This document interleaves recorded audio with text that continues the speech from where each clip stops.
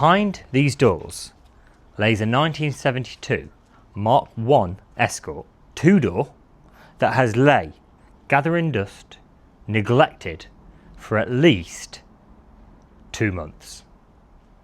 So this garage is my garage, and it has genuinely been in here for 2 months, but it was also genuinely a garage find. But it wasn't found in this garage, it was found in another garage. But let's have a look at the Escort, let's get it out, and I will tell you the full story. This is the first time the Escort has seen daylight in at least 2 days, when I had to put some tools back in the garage.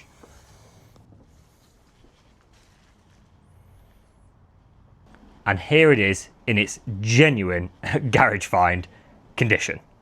Now, I did have this Escort on the road briefly, and it needed a few more jobs doing. So I pushed it into this garage 2 to 3 months ago, thinking I'll get that work done soon, and it's just sat and became a dumping ground. So let's unbury it and see exactly what we've got.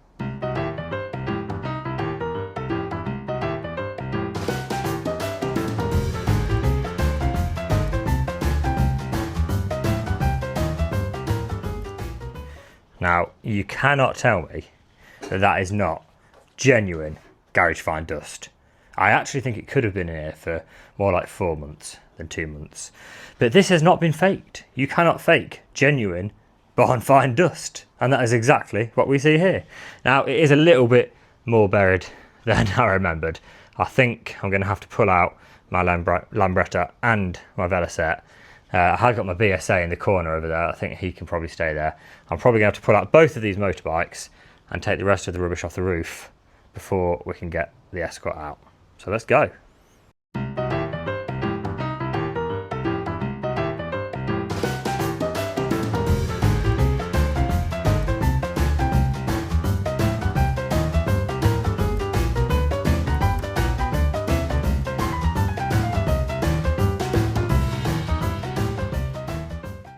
Right, apart from the really heavy rug on the roof, I think we're ready to roll the Escort out.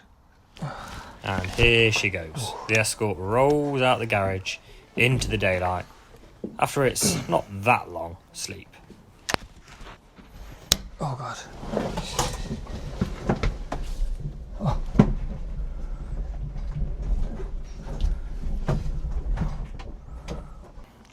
Now, I've got to try and get the Escort out of these gates, which, as you can see, is quite a tight angle.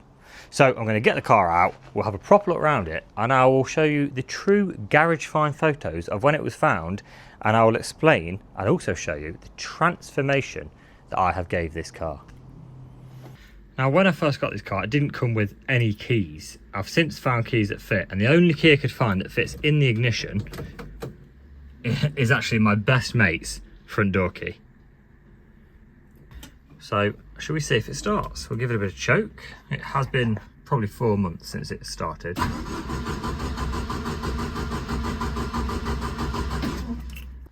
We'll try again.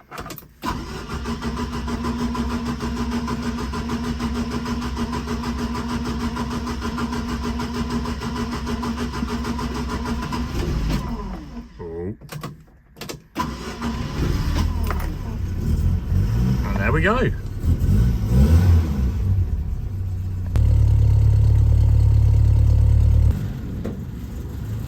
I am very lucky that I have this little old single garage at my house. However, I do try and put cars in this garage that don't need to come out very often. As you can see, getting out is quite an art.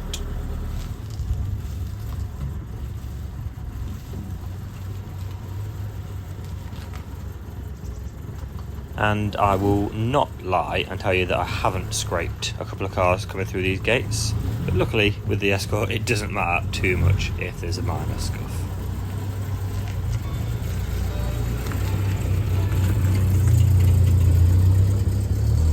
And here he is, next to the rubbish bin, where he belongs.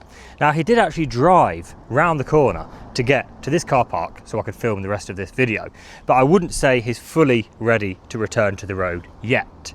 But let me tell you the story of how I came to buy it and how I transformed it into this beauty that you see right here.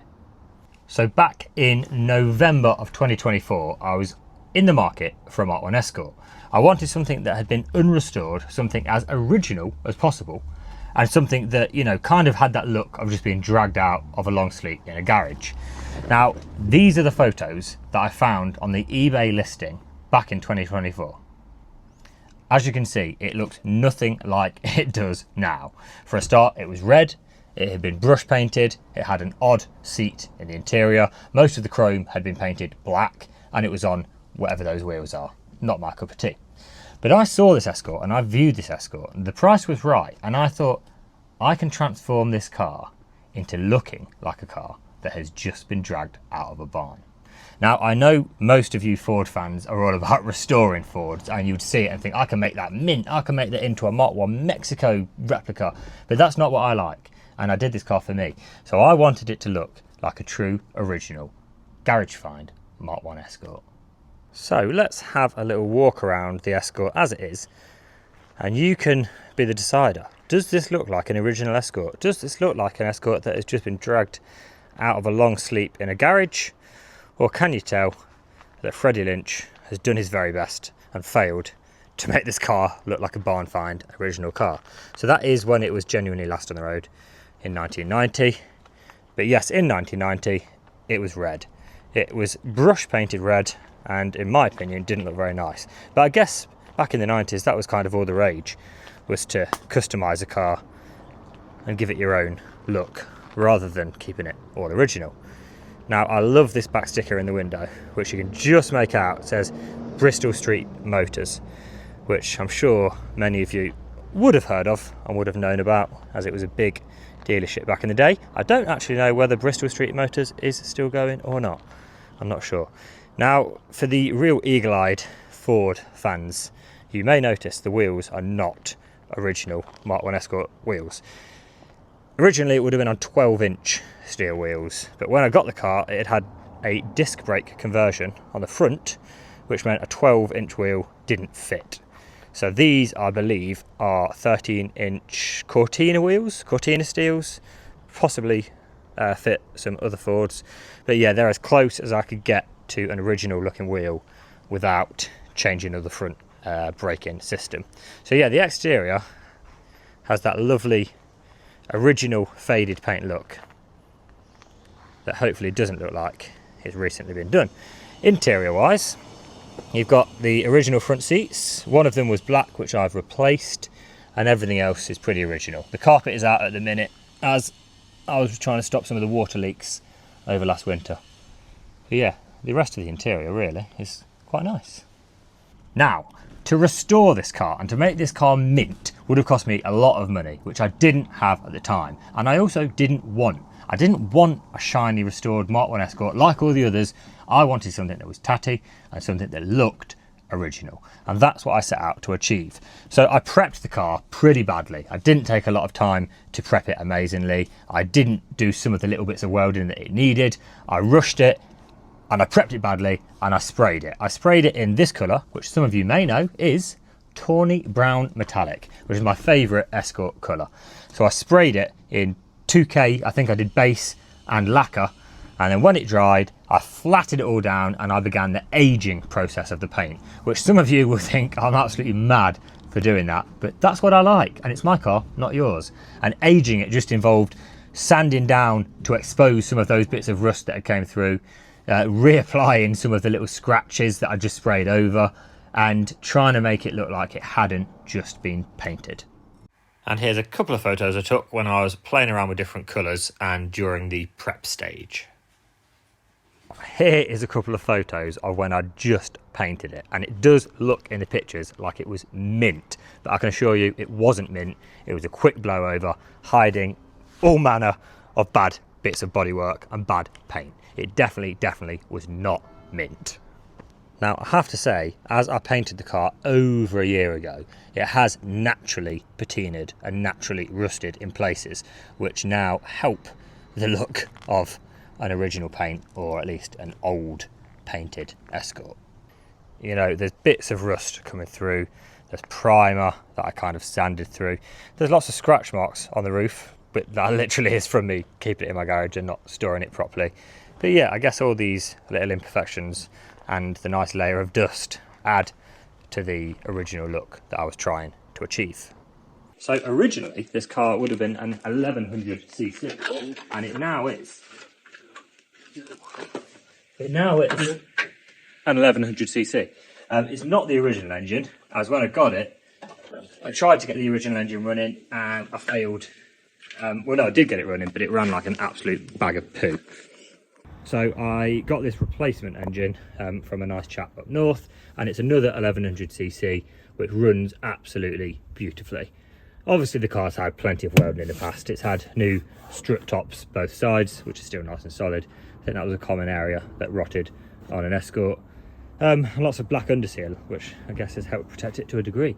Now, if you look over here, you can see this metallic blue colour. That is the original colour, and one of the few remaining places that the actual original colour still comes through. And personally, I'm just not a fan of that colour. I much prefer the tawny brown. Another thing worth pointing out before someone else mentions it is these indicators. They're not original. Original ones would have been flatter on the car, so I don't know what these are off or why these are added, but I don't mind them. I love originality, but I think these are kind of like a bit of a, you know, maybe the original ones were damaged and someone fitted these as a replacement. I also love the original number plates. These are the original front and rear plate.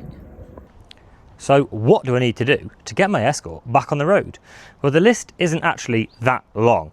One of the reasons I took it off the road was because it was leaking so much water in every time it rained, which is why I took the carpets out. So I need to find out where the water is leaking from and try and stop that.